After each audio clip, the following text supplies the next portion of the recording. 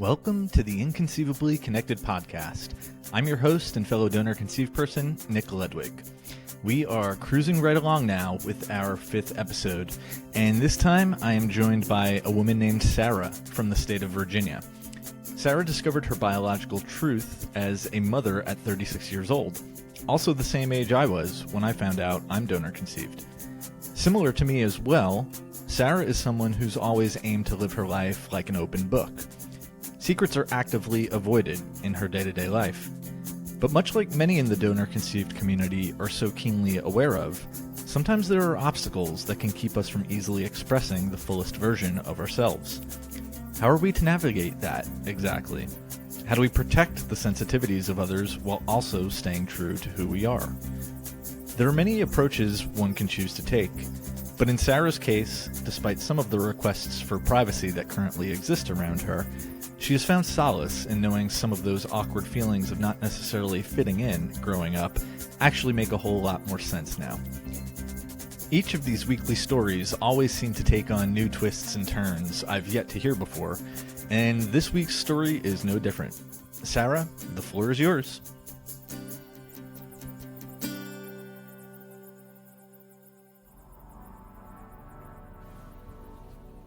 I am Sarah. I am a donor-conceived person, and I'm probably among the ranks of many that found out accidentally. So, thank you, Ancestry.com. Cool. So why don't you dive into, the earliest stages of when this all became part of your life and walk us through what that was all like. Yeah, sure. So for Christmas, I think it was 2019, pre-COVID. That's like my benchmark now. It was a gift. I got an Ancestry kit for a Christmas present from my mother-in-law, and so did my husband. And it was just like one of those fun gifts to find out more about our heritage. And when I got the results back, one of the funny things around that time, I am like a super podcast listener. I listen to a lot of podcasts, and one of the podcasts that I was listening to, I think it was called Sick. It's about a doctor that used his sperm sample to impregnate many people, and it was following their stories. And I'd been sharing that with my husband because it was just like one of those things that I was like, what a weird thing.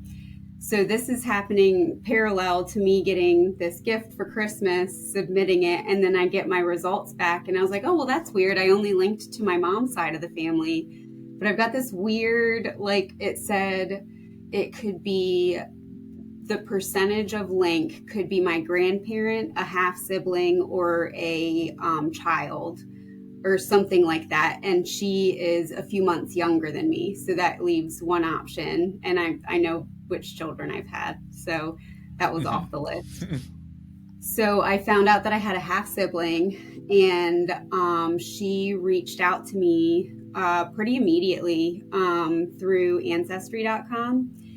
And she was told by her parents that she was donor conceived. So that was, had she not had that piece of information, I think I would have had a really different introduction into this, with not knowing nobody knows how to approach their parents with this information, let's be honest. But if you think it's from like infidelity or, something of that nature, I could see that being a completely different can of worms. A lot less comfortable to approach maybe. But she had a lot of information because that information was shared with her. So that gave me the ability to kind of get myself collected with this, because it was just such a crazy revelation. I think a lot of people in our situation could probably relate. And I didn't finish reading your book, but some of the things that you were describing, you had such a way with your words of just like I just had like flashbacks to the moment of just like, what? Like, I just had this existential crisis. Like, who am I? Who was I? Who am I? Like, what is happening? I had recently had I had to have like surgery and had like a lot of like, I had to have an orbit reconstruction, and there was just like, my face didn't look like mine. I wasn't who I thought I was. I just listened to this crazy podcast and I'm like, am I one of those doctors' kids? Like, what is happening? Um, so just a little mild freak out. And then I didn't really know what to do. I have this information. It's clearly something that my parents did not feel comfortable sharing with me. I grew up with a brother that I always thought was, 100% were from our parents. My parents are still married. So it was just kind of like a weird, like, okay, if that's a situation for me, is that the same for my brother? Do I talk to my brother first or do I talk to my parents first? Mm-hmm. And how do you bring that up? So the first person that I talked to was my half sister that I found through Ancestry. She kind of walked me through the process that she and her family went through. And she had some information about so we're both conceived from UPenn's fertility clinic. So we kind of did, I'm not on social media at all. So I didn't have like the resources to like go on Facebook and see who these second or third cousins are, or, the networking that you can do when you have a name and a location. You can really find people quickly, and DNA. So I didn't really have the ability to search further, like who else was involved in it. So I just kind of clung on to my half sister as, my guide through it. And we talked to each other about UPenn. She shared her parents' experience with me, which was super helpful to know what they went, like just have an idea of what my parents had gone through before I talked to them. Because I think it's really hard to put yourself, we're in 2020 where fertility is like, it's still taboo for some people to talk about it. For me, especially, working in the medical field, I'm an open book. I don't find it to be taboo, but I know that's a 2020 lens from somebody who doesn't really hide. Like I don't hide things. It's just, that's part of my life. It's part of who I am, and everybody, like, it's out there if you need to know about it. Like, I'm not as secretive, or it's not something that I would ever hide. And, 1986 was when I was born, conceived in 85. Different times. This is like pioneer days of fertility treatment. That's back when women had different roles in society, and, being a mom and being a stay-at-home mom was something that was very, very important to my mom. So I can't even imagine how crushing that would be for her to get married young, have this dream, not be able to have it, but have it in a way that's not accepted by society. So I knew I had to be like super gentle in the approach, because that's, it's something that they weren't comfortable talking to anybody about.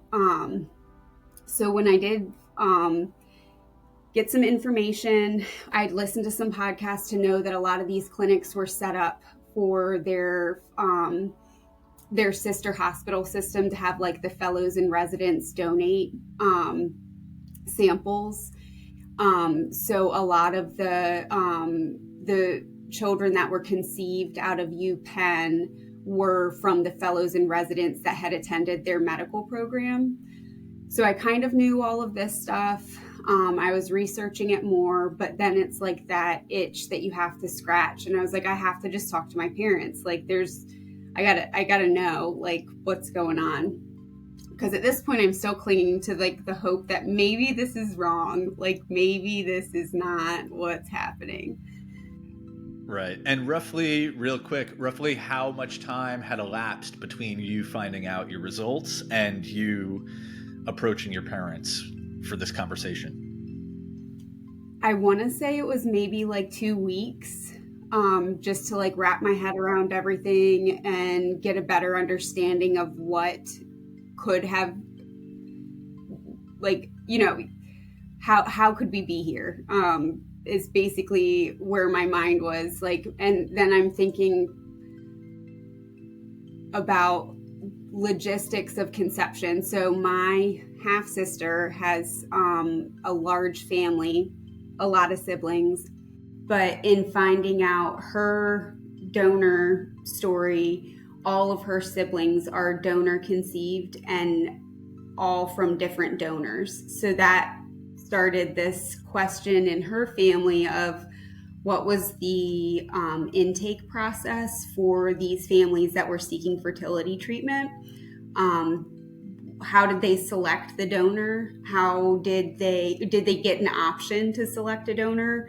If they did get the option, could they say that they wanted to use the same donor repeatedly? Were they under that impression and didn't know it? So just like a lot of questions about that, because you would assume that if there's a family that returns, that you would want to try to keep the samples the same. But again, this is the 80s. Are they even labeling the samples? Who knows? So just had like a lot of questions about that. But she was able to tell me her family story to help prepare me for some questions that I could have, for the discussion with my parents. And the call to my parents, first, who do you call? Your mom or your dad? Don't know. It's a crapshoot. Like, you can't pick the right one because nobody wants to make that call. So I was just like, okay, I feel like because I don't know 100% that this is a donor, because, who knows, my mom in some weird universe could have had an affair with the same guy that donated sperm at a sperm bank. And that could be, weirder things have happened. So I wanted to be able to cross that off the list. So I wanted to talk to my mom first. So I called, and, it was just like one of the most awkward starts to a conversation that I've had. Just asking, I was like, hey mom, I've got a weird question to ask. And I had texted her beforehand to make sure that she was by herself when we had this conversation. And I just asked, I did my DNA test. It came back with some weird results, trying to figure things out. And it appears that I have a half sibling. And at that time I only knew of one. So I just had the half sister that was, actually, no, that's a lie. There was another half sibling that she had reached out to before I had submitted mine. So there's 3 of us that we know of. So I was like, there are 2 people that are my age that share a family member, and I'm not, like, to my knowledge, related to them. Just kind of giving her the details, the backstory, letting her have an opportunity to volunteer that information, which that never happened. So I asked about UPenn, and it's such a weird, I want to know for me, but I also wanted to protect my mom's emotional state because it wasn't something that she was comfortable talking about. So it was hard to delicately approach that with something that I felt like so deep in me that I needed this information. Mm-hmm. Like, I should know this information. Yeah. I should be told this. It should, like, this is a huge, huge part of me. And I don't know it. And I need to, like, that's just like, I have to know. So I when I mentioned UPenn, my mom said, like, I just broke out in a sweat. I'm having flashbacks to being in a room with your dad, and we're flipping through a binder and we're picking a donor. And then that was the last time that she said anything about that whole process. I said, like, I was hoping that was the case, that this is from a donor. And I was like, I want you to go talk to dad and let me know when you're ready to have a conversation, and we can, call me back. I'll call you back. I just want both of you involved because it's, all of us. Yeah. And they had a chance to talk. And that same night, we followed up with another phone call. And it was still so apparent to me that they were embarrassed, or there was shame associated with it. And they felt like it was like a dirty secret. And like, it kills me for both of them that they went through that with no support. Just knowing from my personal experience, I have 2 beautiful kids, but I did not have an easy time getting pregnant or staying pregnant. And what that does to a person and to a relationship, I feel so bad for it's just sad that they did. I had a great group of friends to lean on. I talked to my mom about it, and she never volunteered that she had the same fertility issues. So it was just like, I had a support system, and I still felt alone in those times. So to remove all of that and to have that be the start of a young family, it's so sad to me that was the time that they lived in. But then the flip side of that is it shows me just how, like, they wanted kids. Like, we were the most wanted kids in the whole world because they had to financially afford, work hard to afford to be able to do these treatments. They went back and forth from a small rural town to UPenn for these treatments. I don't know how many follow-ups. I don't know how many treatments, but it took a lot more effort for my parents to create the family that we have than it did for a lot of families. And I feel extremely fortunate that they did that, because otherwise, there's nothing for me. I'm not here. So I wanted them to know, like, I get it. Like, I get that they aren't comfortable with it, but I also want them to know that that times have changed, like, this doesn't have to feel like a secret. It just feel, and especially me being an open book and I don't have secrets, it's foreign to me to live that life of, and then, I'm having flashbacks of laughing because we had this story in my family of great grandpa had a nickname Red, and my brother has red hair, and they would tell this story. That's where your red hair comes from. And I'm like, do we even have a great grandpa that had a nickname Red? Like, I don't know, but that's what I grew up with, and then, like, oh, well, my parents, I remember, like, this distinctly. My gramps, my dad, like my dad that I grew up with, I call the DNA dad a donor dad. Yep. I don't know him. He's not my dad. Mm-hmm. So when I refer to dad, it's the dad that raised me, my dad. Sure. He's mine. So there was a time that his father, my gramps, said, "You look exactly like your grams right now." And my dad laughed so hard, and my mom was like, "Huh, really? You think so?" Didn't faze me at all, like, in the moment. But now looking back at it, they're probably like, "Ha, like, we got him." Yeah. Or also like, next subject, move on to the next thing. We don't want to talk about this. They're like, yep. Like, yeah. So it's just like all of these thoughts start racing, like, okay, like, every angsty teen feels like you don't fit in. I felt like that in my own family. Was that because of this, or was it because of just being an angsty teen? Or like some of the medical things that I've had, like I've had some really weird things medically, and it was always like, oh, well, what's your family history? Do you have any family? And I'm like, nope, nothing. Maybe I do. Like, I don't know. So it's just like this cacophony of like, what if, like, it was just overwhelming. And I'm sure they were having like an opposite, like, unraveling of this story that they told to protect this secret. And they still have a hard time fully telling the truth. So we've had a handful of conversations about what it took for them to get their family, get pregnant with my brother and I.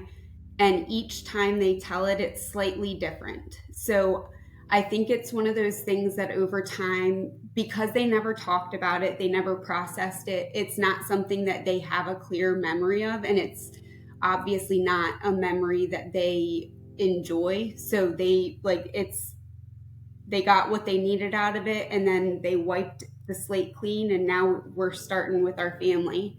Mm-hmm. So I don't know. I did get a little bit of information that lines up with my half-sister, her family's experience, where you picked a donor from like a catalog. You were told that these donors had been genetically screened. But that genetically screened, what does that mean when they don't even know that you could be searched by DNA in 20 years? You know, like, what did that even entail? Yeah. It's not dog sperm. Like, is that the screening? Like,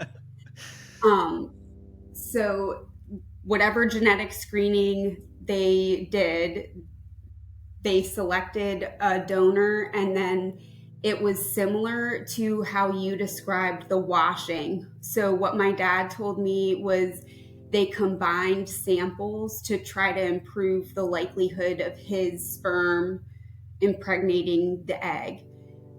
And they were told, and it's funny, I was talking to my half-sister earlier today, but both of our sets of parents were told, do not tell your children. This is not something that you should ever share with your children. So, like, in hindsight, I'm like, did they have a psychiatrist involved in this fertility clinic? Like, who's giving them any oversight on how to handle this? Like, so you've got like this trauma to all of these young parents that are told, like, you know, that at all costs, don't let it get out. So now, like, the worst thing that could ever happen to them is happening, and it's like it's just such a weird time. But my husband had a hard time because he's just like, they should have told you. You have a right to know. You need to stand up for yourself and get the information that you need. And I'm like, yes, but you have to do that like in such it's a slow burn. We're not going to throw dynamite at this because that's like, we won't get anywhere. Mm-hmm. So I felt like I had to really bring them into my mindset of, thank you for moving mountains to make a family happen. I wouldn't be here if you weren't seeking out the most innovative approach. Like, this is all interesting, and like, just warm them up to it. And unfortunately for me, and I feel for them, I don't think they'll ever get to the point that it's something that they'll want to casually talk about. So I got what I needed out of that, which was thanking them. They truly don't know anything about the donor. They didn't have any. If they did know, it was word of mouth or in records that they were given that are now gone. I followed up at UPenn to see if they kept any records, and they didn't. And then the other thing that I did was I have some colleagues that know of people that worked in UPenn's clinic. I got in touch with a few of the doctors that were working around that time, and they confirmed that it was primarily, I actually got a really nice email from one of the doctors that was involved in the clinic, and he gave a very like global view of what was happening in fertility treatment at that time, how they were using it in UPenn's clinic. And he was saying like he personally didn't donate sperm, but how scary to be a doctor that in their 20s donated sperm while you're in your fellowship because you wanted to buy beer and pizza on a Friday night and you're going to get $25. And then here 35 years later, you've got, people coming out of the woodwork saying, hey, I got your DNA. Like it's scary. Like, there's so many people that this is like a life-changing thing for it, and the ripples it just keeps rippling. It's crazy. Yeah. And I think a quick interjection there. I think it's interesting to think about, we hear a lot of the donor conceived persons stories and what they've gone through, but there's really not a lot out there that shines a light on what the donor who didn't consent to being identified, what it feels like for them 30 years later to have their secret in a lot of ways exposed. Yeah, there could be a whole podcast on that too. I was just going to say, you could have the flip side of the coin. Yeah. Yeah, it's just, and for them to think I'm doing somebody a favor, there's not anything attached to it. There's, it's probably could have forgotten it by now. And now here we are and can't forget it. So yeah, it's very interesting when you're weaving all the parts together. It's just like, holy cow, this is big. And you're probably the same way around every holiday season, Christmas, about 2 to 3 months later, I get like ping, ping, ping, ping, ping, ping. Like all of these relatives, like just like coming in like, hey, like that's the busy season. Yeah. So it's crazy. But yeah, so I don't feel like it would ever get to the point that my parents were comfortable talking about it. But the next step that I felt the responsibility to take was I have an older brother. And I felt like he should know. Mm-hmm. The way that my parents wanted to approach telling my brother solidified the fact that this was always going to be a secret. Like my dad said, do not tell any of the family, do not tell your friends, do not tell anybody you know, don't tell Hank if you haven't told him. Hank's my husband. Yeah. And I was like, well, there's no secrets there. So that ship has sailed, my friend.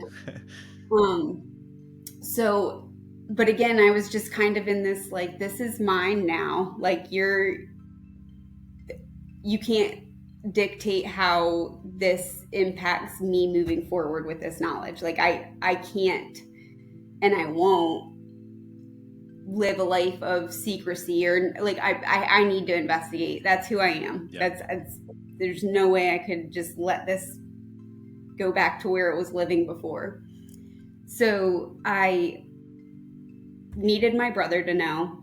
And they said, well, we will tell him, and we will tell him that we are coming to him with this information, and don't tell him about the DNA test. And I was just like, well, we're going to hang up now, and I'm just going to go call my brother and tell him what's up, because this isn't going to work. Yeah. There's too many stipulations on what I can say, what I can't say. And I was like, this, like, I can't like carry that forward.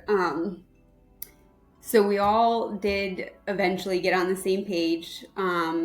My brother lives abroad, so it was a call that took a little bit of coordinating, and we talked, and that was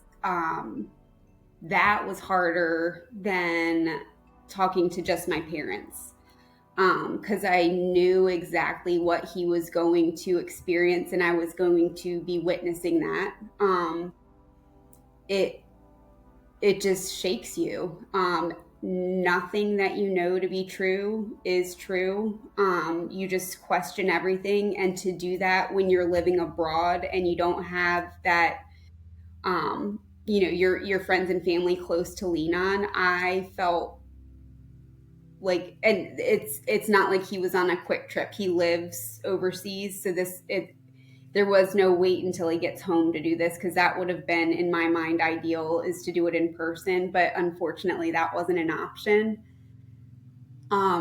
It was really hard to watch him process it real time. Yeah. It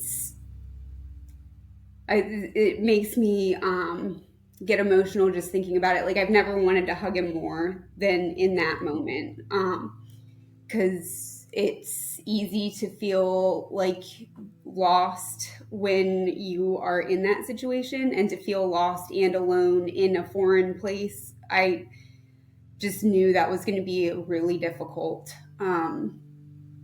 for him.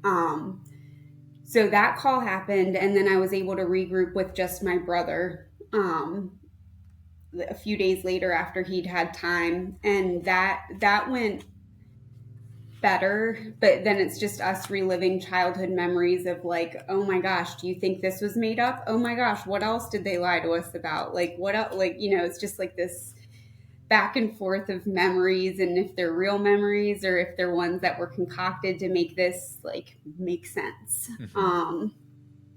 So we did a little bit of that back and forth, but then I mailed him a DNA kit for him to do the test to see if we're only half siblings or if we're full siblings. Not that it makes any difference. It's just for his knowledge if he were to want to seek out the donor dad. Because again, my dad is my dad, my brother is my brother. They're the people, like, it's no different than any other family in my mind. Yeah. And at this point, is there knowledge of whether or not your brother is biologically connected to your father, or is there a possibility that he is also donor conceived? He could be donor conceived. So he was conceived at UPenn, but they used the same process of the washing or the combining of samples. Yep. So I guess there is, like in your case, your brother did end up being biologically your father's, right? Yep. So it could be that case for me. My brother did not feel like finding that information out. Okay. So he knows that it's a possibility one way or the other, but to him, he's not interested in pursuing finding any information from the donor, even if he had that information. Yeah.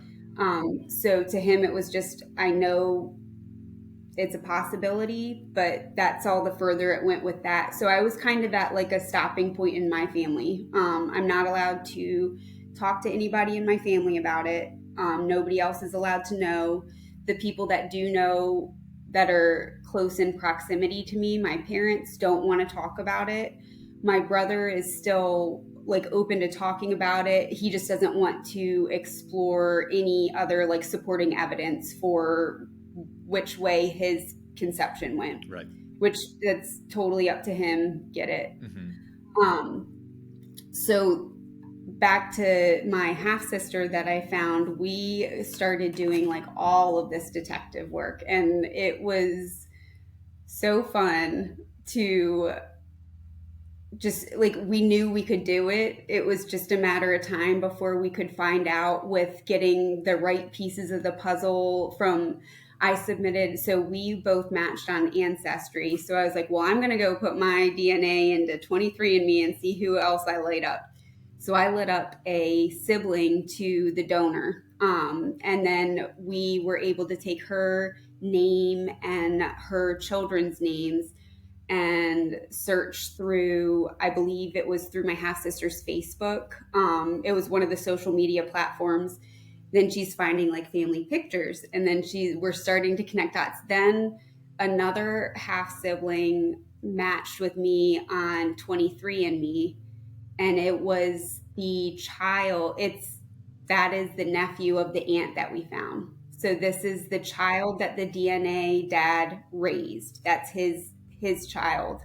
Got it. So he has a nuclear family of 3 children that he and his wife have, and he is the DNA dad.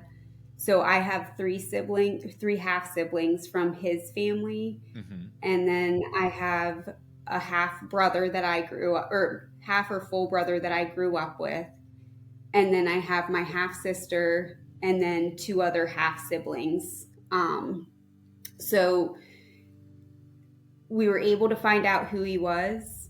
The half sibling that was raised by him was open to talking to us, and got us in touch with his other 2 siblings. We still, the one half sibling that matched with me is the one that's the most comfortable with talking to my half sister and I. And how did that communication start? Did you reach out? Did the half sibling reach out? So my half sister was only on Ancestry, so I was the only one that matched with him on 23andMe. So I reached out to him in a message, and it's one of those like, hey, it's kind of similar to what you got. Yeah. This is going to sound really weird. This is my situation. This is how we may be related. And then, like, if you want to explore this more, feel free to reach out. Here's my number. So we ended up texting first, and then we got on a call, and then we had a group text going with my half sister. And after he was like, yeah, I want to, get in touch with her too, we shared information, and we've been, I send his family Christmas cards still. We've never met, but it's one of those things that, like, how can you not if it's your half sibling? Right. So there is an awareness, a full awareness from the donor's family. Yes. They all know. But yes. So the kids know, the mom knows, the donor dad clearly knows. They said, I've never spoken to the donor dad. He's not comfortable with speaking with any of the children that were conceived from the fertility clinic, which again, I'm not asking, like, it's not like I'm knocking on the door asking to be part of the family. My primary goal was my medical history. I've had some really off the wall, like, weird things that doctors are always asking about the family history. And now here I have this, like, golden opportunity. I get all these answers. Unfortunately, I have not gotten those answers. And my half sister is in the same boat. She has a very rare condition that is genetic. It's not that I'm again not going to share any more details than vague, because it's not my story to share. But it's a condition that it's, in doing the genetic testing, it's a genetic cause. It's not from a mutation. So it's very clear that this is from the donor, because her family was tested and they don't have it. So her mom does not have the gene mutation. She has the gene mutation. Where did it come from? The donor dad. So all of us have a 50% chance of inheriting that. And it is something that doesn't show symptoms until you're in your middle stage of life. So it's something that you can live with healthy, just fine, getting along. And then all of a sudden you start to have issues. And we're at that age that might happen, and that could be super valuable. We've already started families, and we didn't test for that genetic mutation, and we could have passed it to our kids. It's just, that opens up a whole nother can of worms and makes me even more, like, acutely aware of why it's so important for us to know our medical histories. A lot of these conditions, if you manage them in the early stages, they don't progress to being an issue, but you don't get that chance if you don't know. I am fortunate. I do not have that gene. My children won't have to be tested because I don't have it. She had to decide for she and her family how they wanted to move forward with handling that news. And it's something that we shared with the half sibling that is a direct, from that nuclear family from the DNA dad. And it's almost like put blinders on is how it feels. It was, no, we're all healthy, all clean bills of health. And then it starts to trickle in, oh, well, we have a little bit of cancer, a little bit of high blood, a little bit of this, a little bit of that. And I'm like, okay. I mean, it's kind of like run of the mill stuff, things that look at any patient's chart, they've got something. Yeah. So it's not like alarming stuff that they're sharing, but it's also not a full history. It doesn't give us what we need to be proactive. So now we're in a point where we have to be reactive for not only ourselves, but for our children that we could have passed some of these conditions to. So again, back to that screening process, nobody seems to be able to tell me what was done in the screening. They said that they were genetically screened. My parents don't know what that meant, or if they do have that information, they've forgotten it or don't want to share it. UPenn wasn't able to fill in those blanks for me, and now I've got another dead end with, the donor family has information, but they don't feel like it's necessary to share. So,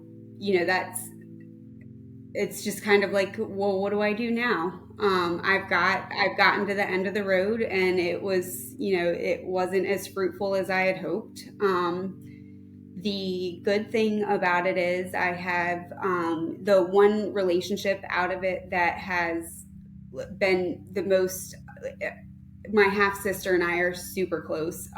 Talk as close as you can be with young kids that keep you busy. We text, we talk, we've met up a few times. We have plans to get our families together again this summer. And the fun part, moving away from all of that discovery phase of, what I felt like I had a right to know, is finding out all of these weird similarities that I have with this. I mean, she could be my twin. She is only a month younger than me. Mm-hmm. So we were probably conceived in the same batch of that donation. I ran D1 track. She was a runner. She's got blonde hair that has a little bit of red. So do I. Some of our food preferences are spot on the same, weird preferences. When we got together, our families, our kids look related. You look at them and you're like, yep, they're cousins. Yep. It's just really strange to have that mirror person.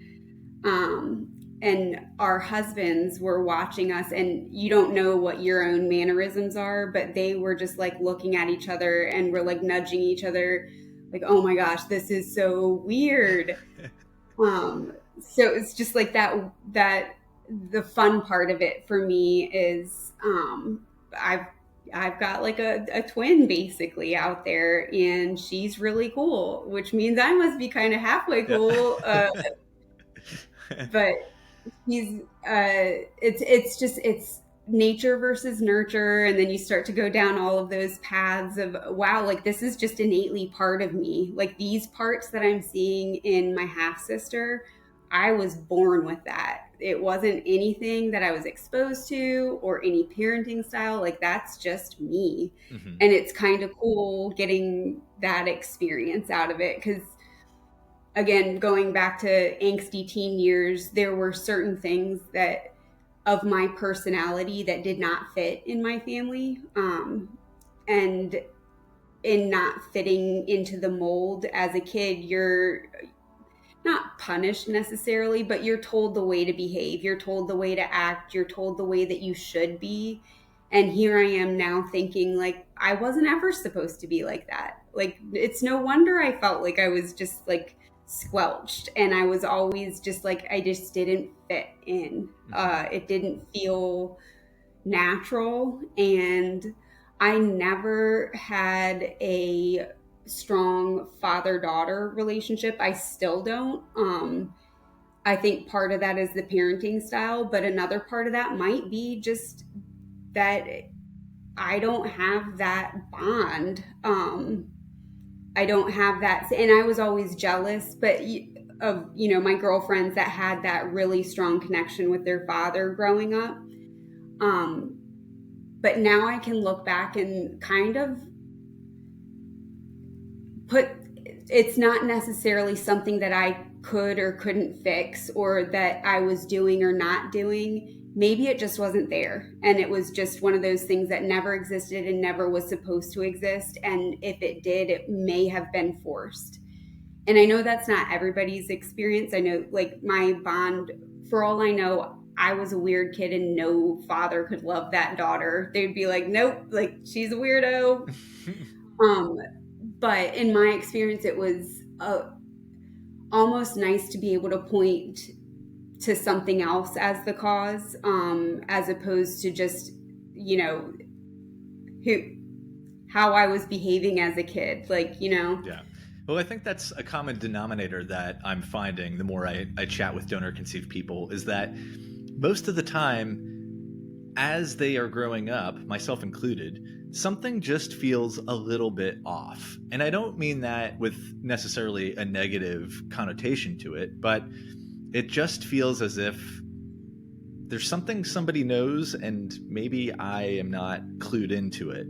And when I think about what makes me who I am and why I tend to be somebody who, is a seeker and adventurous, it's because it has maybe always felt like there was something out there that I needed to uncover. And it seems like a lot of people in our group share that in their own ways. You know what I was kind of wondering too, with all of the, not all of the donations, but a majority of the ones from like our generation coming from medical facilities, from medical professionals, all scientific minds. Doctors are the biggest detectives. Like that, I'm starting to think like there's probably a whole generation that's created just like, an influx of these minds in our generation, because that's when those sperm donations were really, hitting the ovaries. Yeah. Even though I'm certainly no doctor, I think, there is a doctor's mind in me in some ways. And, sometimes that makes me feel like there's a lot more pressure on me than there needs to be. But, anyone who was born from somebody doing their medical practice, I mean, we all share a certain way of thinking in a lot of ways, which is weird to apply to a large group. Right. Like, that's what I was thinking, like, just from the take a step back from it. I was like, wow, that's a shift in the population demographic for that, like, the generation that this started in, which is just crazy. It's like one of those forced experiments that they used to do way back when that are illegal now. It's just so interesting. But yeah, so it's been nice to be able to be more comfortable with a part of myself. The parts that didn't feel like they fit, I feel like there's a reason for that now, and it's not something that you have to conform, and that's the way that you were supposed. I feel like I've gained confidence in a better sense of myself, which is so crazy after being through that, that brief period of just, who am I at the core of me? Who am I? Mm-hmm. To have no clue, and then to now be on the other side of it 5 years out and to feel like totally settled with everything, and to have a better just comfort level with everything, myself, who I am, who I want to be moving forward, a better perspective on things that felt strange as a child. And then just also better understanding of my parents, and how this situation shines a light on a lot of other like family secrets that'll always be secrets. And if this, it's just, that's who they are. And that's not my job to change them.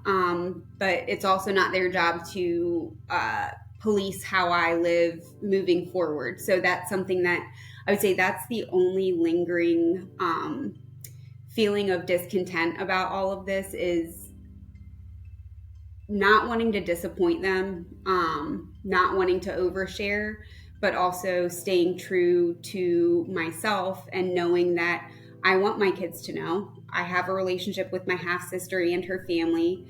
My 2 kids have gained 4 close cousins, and they know of the other cousins that exist out there. So this isn't going to be a secret for me moving forward. When my kids are learning about the Punnett Square and they ask me about stuff, I am going to tell them. Like, it's part of me. And I am not ashamed of it. I'm sad that my parents are, and I'm not going to put them in a situation where I'm exploiting the situation, but I'm also like very interested in legislation moving forward. There's a lot of bills that were passed about what type of anonymity is legal anymore. And those are all things that once I have the bandwidth to donate more time to and invest more time to or into, I plan on doing that, because I think it's super important for us to have the information for our health. And again, we're creating a second generation now. A lot of us already have, and depending on when you start your family, some of us might be starting a 3rd generation out from this. And that's a lot of people that, it keeps getting bigger. You can't put the toothpaste back in the tube. It's only going to get bigger. And I feel like with all of those people that were impacted by it, things need to change to make it easier to get that information. Because I feel like that is the only lingering sense of just like, I just like, it's that one thing. I just really want my medical history. Yeah. Well, like you kind of alluded to there, like, we are not the only ones that are directly impacted by this. As we have our own families and, raise children, are we going to keep this from them too? Like, that right. Doesn't feel right to me. Like, our children should know where they come from, even though it's, it's one generation away from them. It's still part of who they are. So yeah, I think openness in whatever way we are able to be is usually the answer. I'm curious, the first time you met your half sibling, how did you feel in the lead up to that happening? Were you nervous? Were you excited? Were you reluctant to do it? How did you feel about that? My husband has been so supportive through all of this, and he was like a big cheerleader for it. And I am very happy. It would have been easy to acknowledge it and put it away and not do anything with it. And it being the knowledge that I have these half siblings, that I have this, all of these other connections in the world, I could have just said, yep, that's interesting, cool, done. And he was like, you gotta meet her. So then we, we're exchanging texts. We're starting to, get more comfortable in texting, and you can really, see who they are without being so formal and guarded about the conversations that we're having. So that started to happen naturally. And then we don't live anywhere near each other. She's in the Northeast. I'm down below the Mason-Dixon. So it's not like we would run into each other at the supermarket. Even when I lived where I grew up, it was still a pretty far distance. So there was no chance of crossing paths unless it was very intentional. So we did decide to meet up the first time when we were both at the same beach on the Delaware coast. And I was so excited, but so nervous. And it was like I was going on a first date for the first time in my life, and I didn't know what to wear, and I didn't want to like put too much thought into it because that's weird. You're just meeting your half sister, Sarah, but I didn't want to like show up and look like a ragamuffin. So I'm like, okay, what do I do here? But once we saw each other, we met at a playground. Our kids played. We sat and chatted, and it was like catching up with an old friend, and it was insane. Yeah. And then we met up again, and we were up visiting family in the Northeast area, and we had an opportunity to go to one of her children's birthday parties. And our whole family ended up spending the night at her house because it was more convenient to do that. So we had planned this trip. We were going to stay the night at their house. The kids were going to get together and play. And it went beautifully. And we have so many pictures of our kids from that trip up. And it was so nerve-wracking waiting for that first meeting. But now it's just like... It's just a connection that you don't understand until you have it. Right. Where it's like, oh, like, yeah, you're familiar to me. I know you. But yeah, it was really. Did you have that type of an experience? I did, yeah. So because my group, there's 13 additional half siblings. Oh wow. 2 of whom were raised by the donor, so we don't know if they are aware of our situation. But the first meetup was myself and 2 of the half brothers, and then eventually it expanded to another half brother, another half sister, and then another half sister the third time we all got together. But yeah, I mean, it's funny, I feel like I tell the story over and over, but the first time I met the first 2 half brothers, in one of them, I'm like seeing myself reflected back at me, which was really trippy. And then in the other one, like our facial hair is the same, our haircut's the same, we wear the same kind of clothes. Like they're strangers on one hand, but then they're also the complete opposite of that in so many other ways. Right. So it's just, I mean, you know the feeling. It's bizarre, it's exciting, it's a concoction of all of these different, not even like, they're feelings that don't necessarily gel with each other, but they're forced to all come together at the same time. Yeah. So yeah. Did you feel self-conscious at all, or like I almost felt like, what if she doesn't like me? What if, like, I'm not sure I felt too much pressure. I think the way I approached it going into it was like, there's either a ton that I can gain from this, or nothing's really going to change, because, right. they could still be strangers if it goes the wrong direction. Right. But yeah, it felt like I had everything to gain and nothing to lose. And that's a good way to put it. And yeah, I mean, I gained so much. Like, the more I hang out with them, and we've met up I think 4 times now, the more I understand who I am on a deeper level. Yeah. And my view is like, why wouldn't I want to know more about who I am? If I can learn more from them and then have a clearer understanding of like why I am the way I am, yeah, sign me up. Yeah, I also kind of felt like, there were people in my life who were aware that I was meeting up with the 2 half brothers that first time, and it felt like I had like a whole team of people behind me who were like anxiously awaiting for updates. And yeah, it was like I was on my own reality TV show that, when it was over, I got to report back to everybody and tell them how it went. That's funny. Yeah. I had a weird experience. So I don't know, did you get really nervous telling the first person outside of your like nuclear family that was involved in it? That's a good question. I do remember I told one of my good friends, one of my friends who I used to live with, and I don't know if I was nervous to tell him, but because it was the first time, I wasn't sure. I just wasn't sure what to expect. I was confident in my ability to say what was going on, but I didn't know if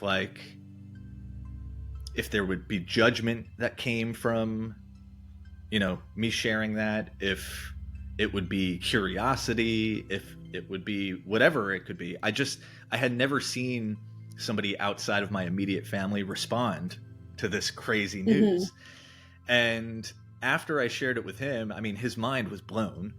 He kind of froze up, and it's almost like seeing the shock that I imagine I felt when I was told the news in somebody else. And after that experience, I almost found it entertaining to share my story, because it was like, all right, I was put in a position where my world got turned upside down. Now I get to see a lighter version of that. I'm going to blow your mind right now. And I don't have too many stories that do that to people, but this one did. So yeah, I think I oddly found it entertaining in a way.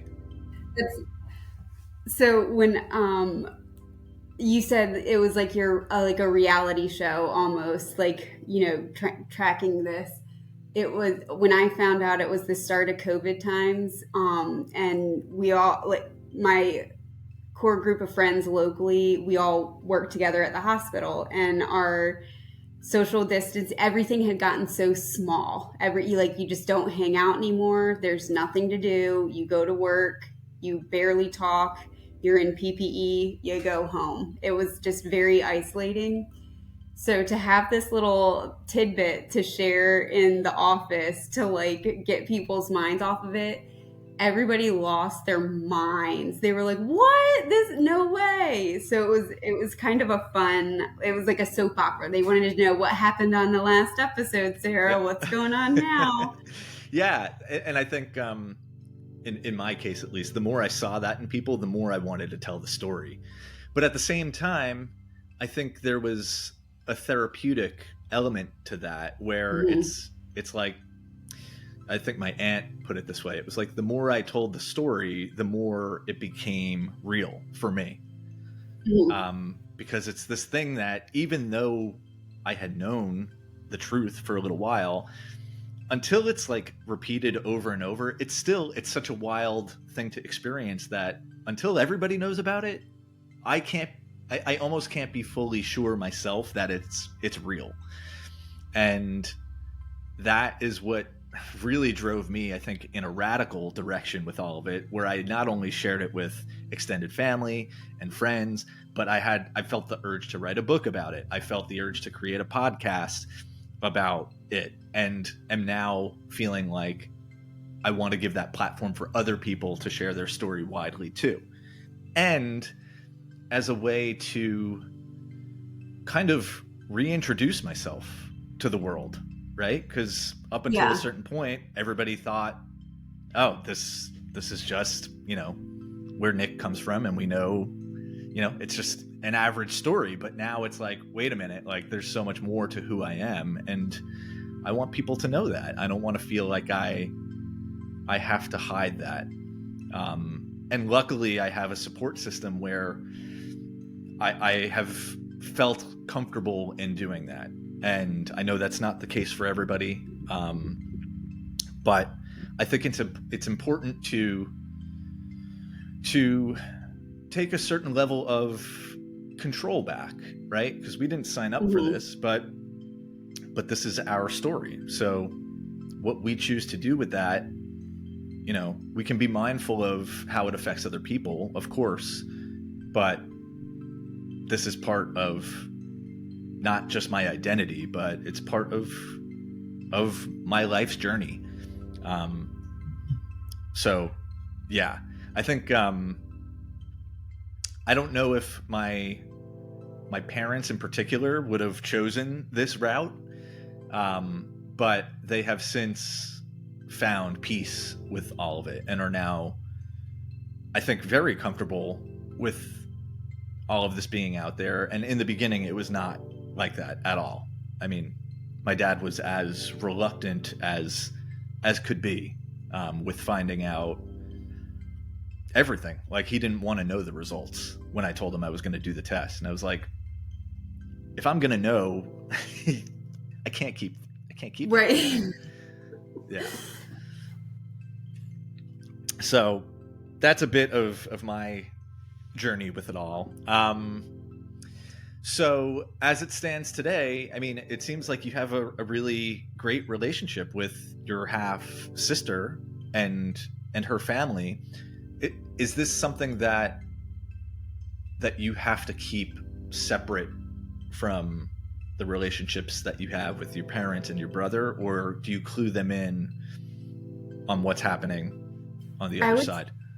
My brother I share with, because again, he's just not interested in exploring deeper than knowing, but he is like interested and comfortable talking to me about where I am with finding information or developing relationships.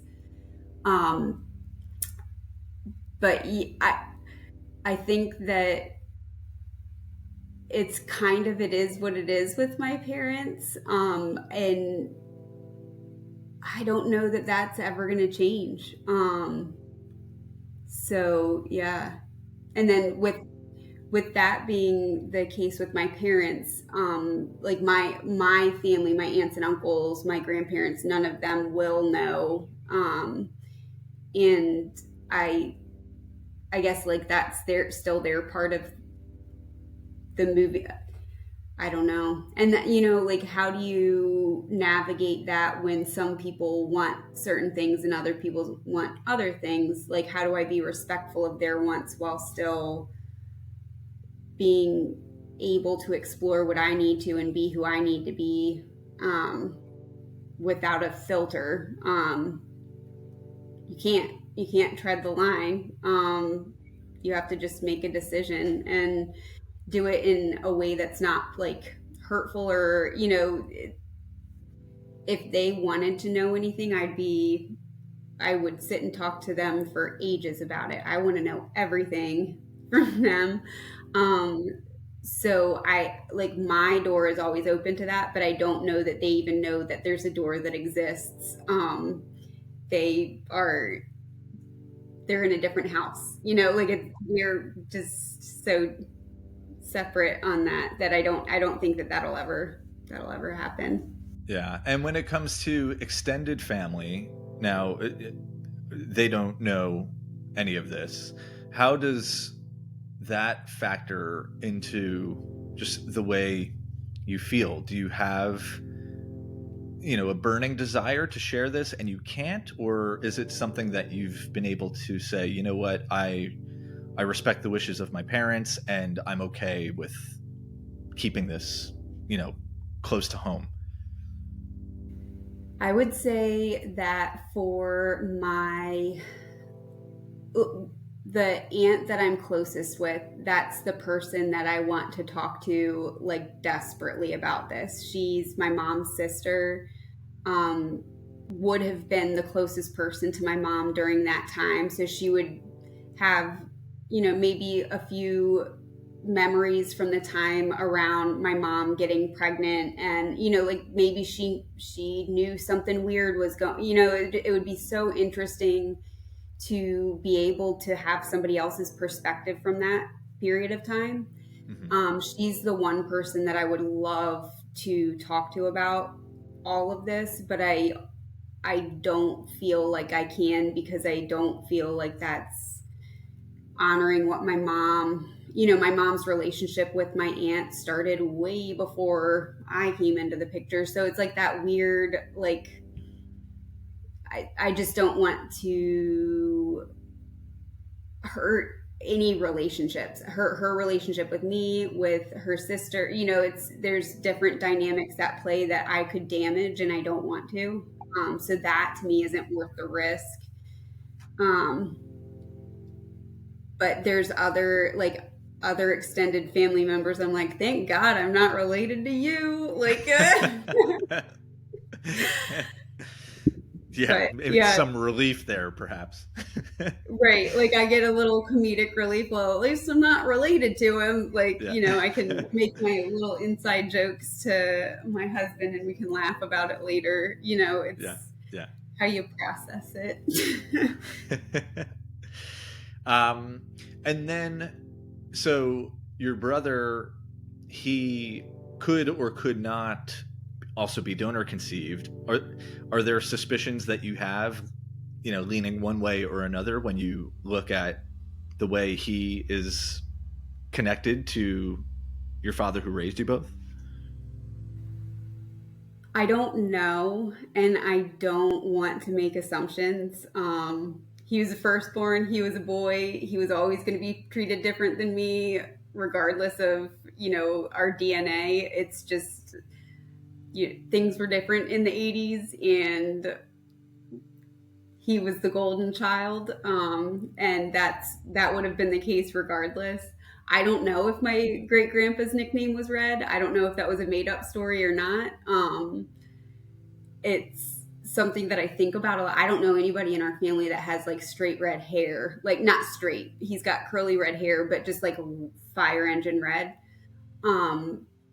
There's nobody in our family that I know of that has that on my mom or my dad's side. So to me, that screams donor. Not necessarily the same donor as me. So I don't know. I would love to know. But yeah, I don't know that. If I were to make a bet, I would say that he is donor conceived from a different donor. Okay. Got it. And then thinking about the donor himself, now I know, have you had direct correspondence with him at all, or has it all been through his one of the sons? It's been through one of the sons, and then the daughter-in-law, she's been fairly open. Actually, their child has a rare genetic condition that is unrelated to the one my half-sister has, but it's, in us exchanging medical information, I was like, oh, wow, another thing that I have to be aware of. Right. But yeah, he's been the go-between between the discovered half-siblings and the donor dad. And from the last, I don't mention him at all anymore, because I feel like if it's going to be a talking point, he'll bring it to me whenever that happens. But he said that it was a difficult thing for his family to process when it all came to light. So this is a conversation that I've had with my girlfriends that had to use IVF and have extra eggs that they were thinking about donating. It's more than you think that you're doing when you're donating that. Mm-hmm. It's not a relationship that you have to foster, but it's a connection that you owe somebody information, in my mind. Right. That part of it is not an open access for me, but I think, talking to girlfriend, I personally don't know anybody that donated sperm. But I do have a lot of girlfriends that have used fertility measures. The other thing that was curious to me, the DNA dad, his 3 kids were conceived around the same time that my half siblings and I were.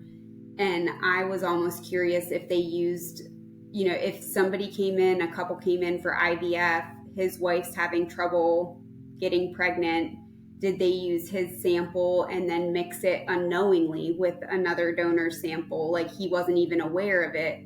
Because like all of those things that are big question marks could be the reason why they're so guarded and so surprised by this. And I think that is, again, another podcast. Get the donor side of the story. Because, yeah, it's just like it's shrouded in mystery. I don't know that I'll ever know unless more people from the clinic that were involved in the process can share that. But, yeah, it's just that it would be lovely to know more. That last line right there. Perhaps a bit of an abrupt ending, but one I found to be appropriate. It would be lovely to know more. If I could sum up the feeling of being donor conceived, that one sentence just might capture it all. I want to give a big thanks to Sarah for sharing her story with us. It's always heartwarming to hear of these half-sibling meetups that result in meaningful bonds, like the one Sarah seems to have with her newly discovered half-sister. Amidst all the madness, there are usually gifts to be found if we're willing to reach for them, and it sure seems like Sarah found hers. If you're enjoying these episodes, please consider sharing with others and leaving a 5-star rating or a review. And if you'd like to know more about my own story, give a search for Inconceivably Connected, a true story of shocking DNA results and chasing the unknown. There's a whole book available for you to dive into should you decide to do so. The music, editing, and production of the Inconceivably Connected podcast were done by myself, Nick Ludwig. And if you're donor conceived and would like to share your story on the podcast, please email inconceivablyconnected@gmail.com. That's all until next week. See you later.